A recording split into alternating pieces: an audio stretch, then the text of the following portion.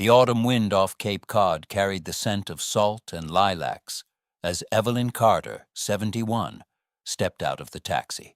Her silver hair shimmered beneath her navy scarf, and her hands, calloused from decades of secretarial work, trembled slightly as she clutched the small white envelope in her purse. Inside it lay a note she had written weeks earlier. "To my son, with love, on your wedding day." She had imagined this morning so many times, how her adopted son Liam would smile when he saw her in the crowd, how they'd dance, maybe laugh about their past. For 30 years, she had been his everything: mother, father, provider, shield. But as she approached the glass doors of the coastal resort, a strange unease pressed against her chest. The laughter inside didn't sound like it had room for her. At the reception desk, a young attendant with perfect hair flipped through a list on a tablet. "Name, please." "Evelyn Carter," she said, her voice calm but hopeful. The girl frowned, scrolled, then looked up with a forced smile. "I'm sorry, ma'am. You're not on the guest list." Evelyn blinked. "That can't be right. I'm the groom's mother." The girl's polite smile froze. She turned slightly, whispering to another attendant. For a moment, Evelyn heard nothing but the faint rustle of waves outside.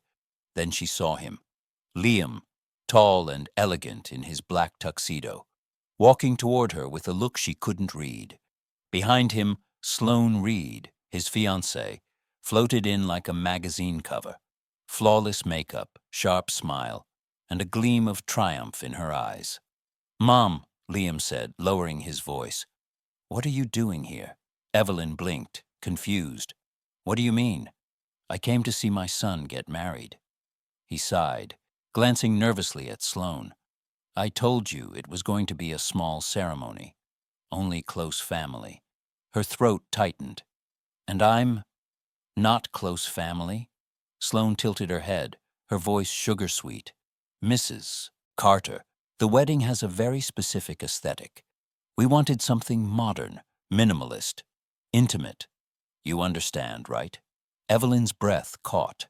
She looked at her son, searching for the boy who once clung to her coat during Boston snowstorms, the little hand that reached for hers in fear of the dark. But all she saw was a man avoiding her eyes. The air felt heavy. The murmur of the guests swelled behind them, like a tide ready to drown her. Evelyn's lips trembled, but instead of tears, a faint smile curved there. A quiet, unsettling smile that made even Sloane's confidence flicker. "I understand perfectly," she said. "Have a beautiful wedding." She turned and walked away.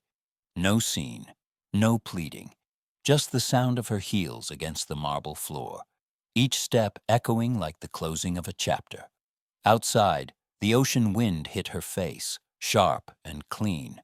She lifted her phone and dialed a number she hadn't used in years. "Jordan Blake, please," she said when the line clicked. A pause, then a warm, familiar voice. "Evelyn, it's been a while." "Yes," she replied softly, her eyes fixed on the horizon where sea met sky. "I think it's time to execute the contingency plan." Inside the resort, the ceremony music began. Champagne flutes clinked. Guests cheered as Sloane made her entrance, radiant and rehearsed.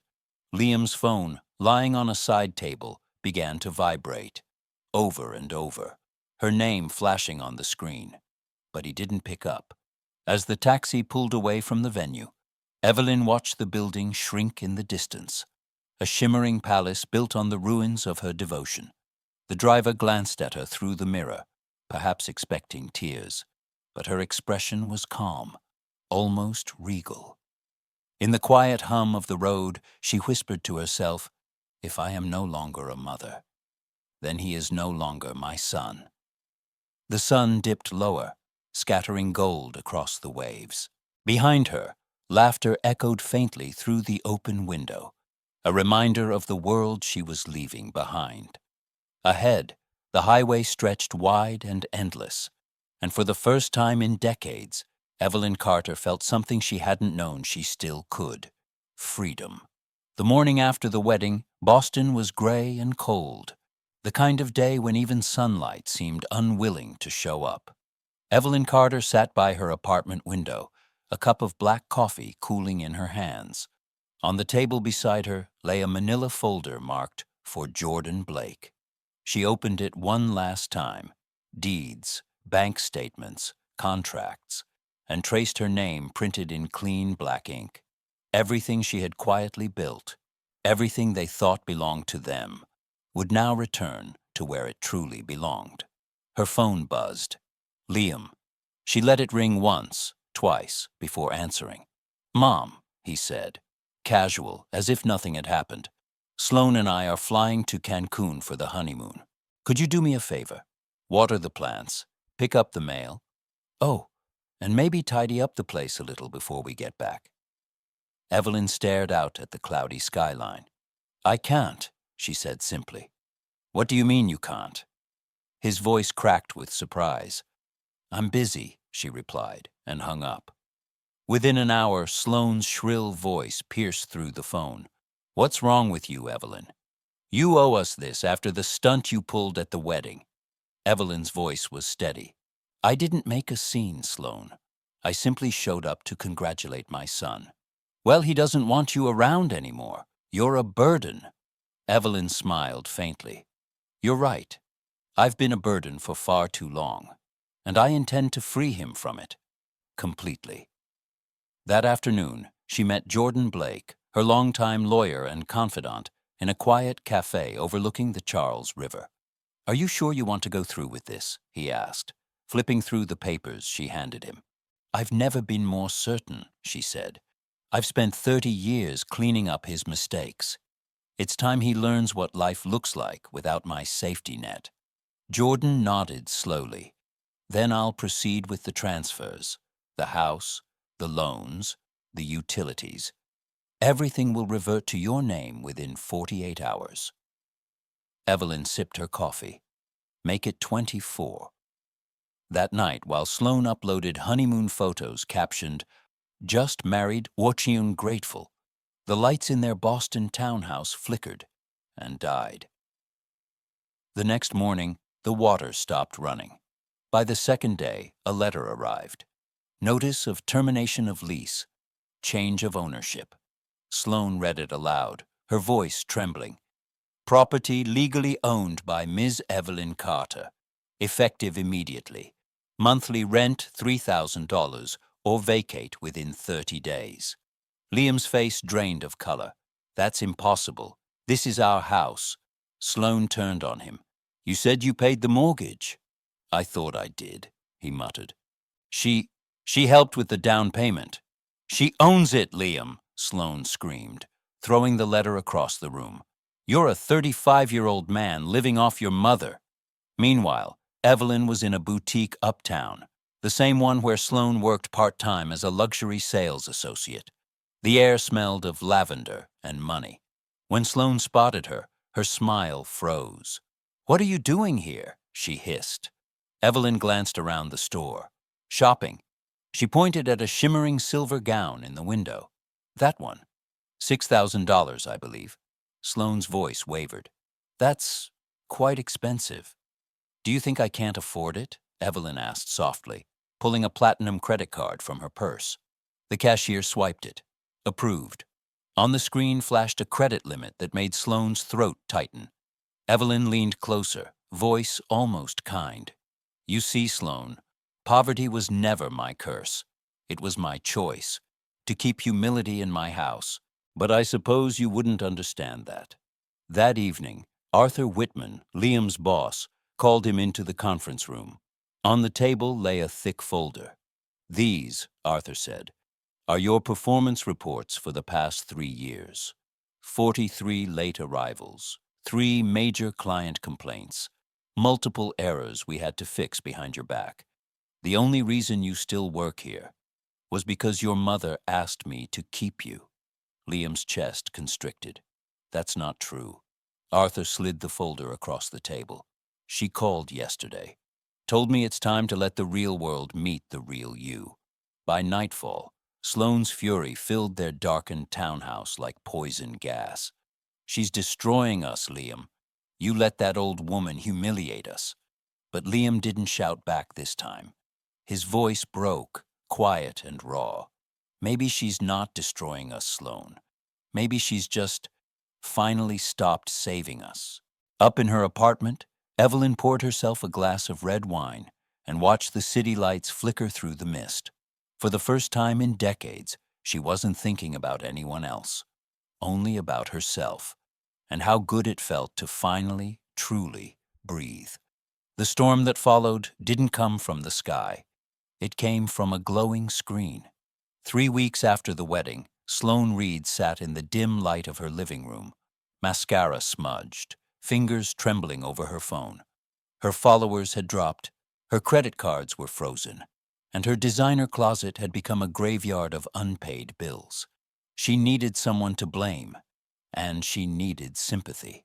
That night, she posted a long message to social media. "My psycho mother-in-law ruined our wedding and destroyed our lives. She pretended to be poor for years to manipulate my husband. Now she's using her money and power to make us homeless. Please pray for us." She added photos of the trashed house, shattered glass, broken plates, and fake tears glistening under perfect lighting. Within hours, the post went viral. "Who does that to their own son?" one comment read. "She's a monster," said another. "That poor couple." By morning, Actu Justice for Sloane was trending. Reporters messaged her for interviews. Sloane cried on cue, rehearsing her lines in the mirror. Poor young bride versus heartless old woman. A perfect American tragedy. Across town, Evelyn Carter was finishing her breakfast when her phone began buzzing nonstop. Jordan Blake, her lawyer, sent a link with 2 words: "It's viral."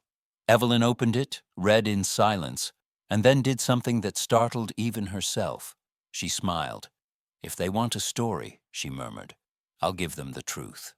That night, Evelyn created her first ever public post.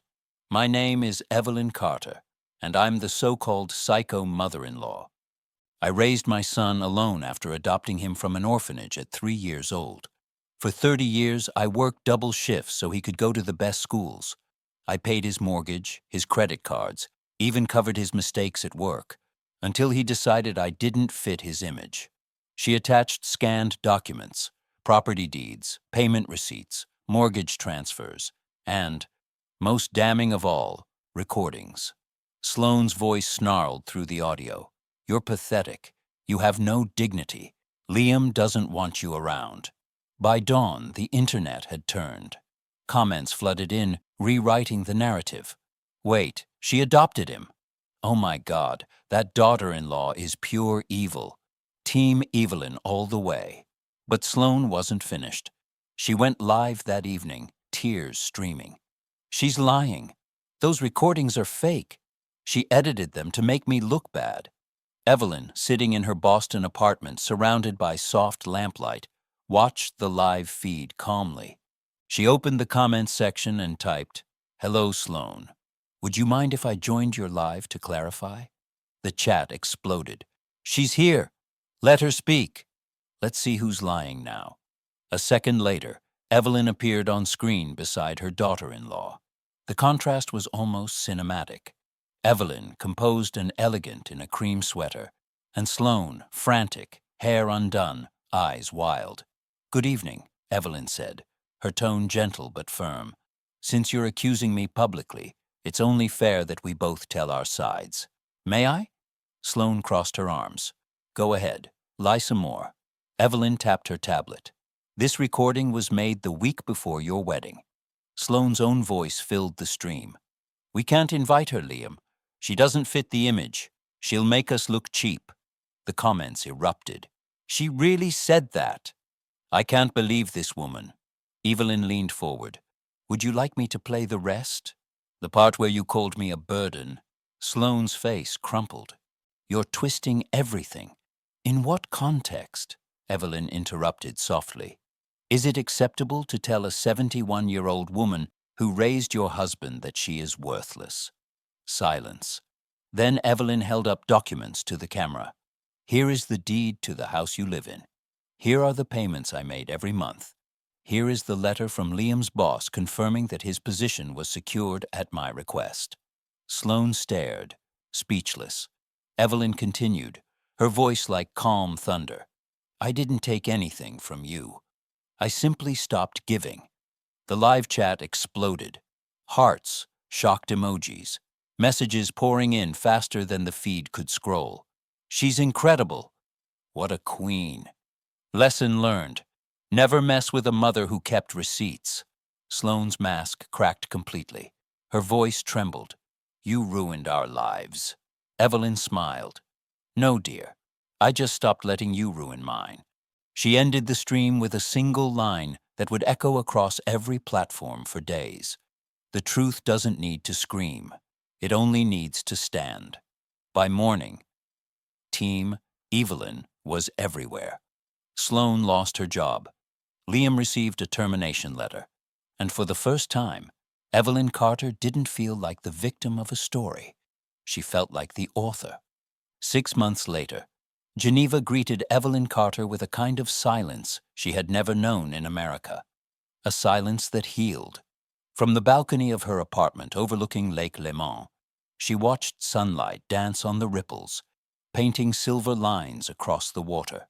In the distance, the faint chime of church bells mixed with the scent of coffee and croissants from the cafe below. For the first time in 71 years, her mornings belonged entirely to her. Her lawyer, Jordan Blake, called from Boston. Evelyn, it's official. The court ruled in your favor. Sloane has to issue a public apology and pay full compensation for defamation. Evelyn smiled softly. Good. Send the money to the Foundation for Single Mothers. You sure you don't want to keep some? He asked. I already have everything I need, she replied, gazing at the lake. Peace can't be bought, Jordan, but it can be earned. The apology appeared online that afternoon. I, Sloane Reed, apologize to Evelyn Carter for the false statements I made about her. My words caused unjust harm to her reputation. I regret my actions. It was short, cold, and obviously forced, but it was enough. The world had seen the truth, and Evelyn no longer needed validation. In the months that followed, messages poured in from women across the U.S., teachers, nurses, widows, mothers abandoned by ungrateful children. One letter, handwritten and tear-stained, came from Texas. Mrs. Carter, your story saved my life. I realized love doesn't mean allowing abuse. Thank you for reminding me that mothers deserve respect too. Evelyn pressed the letter to her heart, her eyes shining. She had become something she never expected, a symbol of strength for women who had forgotten their worth. Her days now had rhythm and color. She painted every morning, soft watercolors of alpine paths, quiet harbors, and doorways half open to the light. On weekends, she volunteered at a local soup kitchen, serving meals to families who reminded her of herself decades ago. People still fighting, still giving, still believing. One rainy afternoon, a courier brought a letter from Boston. The handwriting was familiar, shaky, desperate. She hesitated before opening it. Mom, I know I don't deserve your forgiveness. Brooke and I divorced. She couldn't live with the fallout, and honestly, neither could I. I lost my job, my house, everything you built for me. But losing you was the real punishment. I see it now. You were never trying to control me. You were trying to protect me. I'm in therapy. I'm changing. I just wanted you to know that I finally understand what you meant by consequences. I'm sorry. I love you. Liam. Evelyn read the letter twice. For a long moment she said nothing. Then she folded it carefully and placed it in a drawer, not out of cruelty, but closure. That evening she texted Jordan. He reached out again. He replied within minutes. What do you want me to tell him?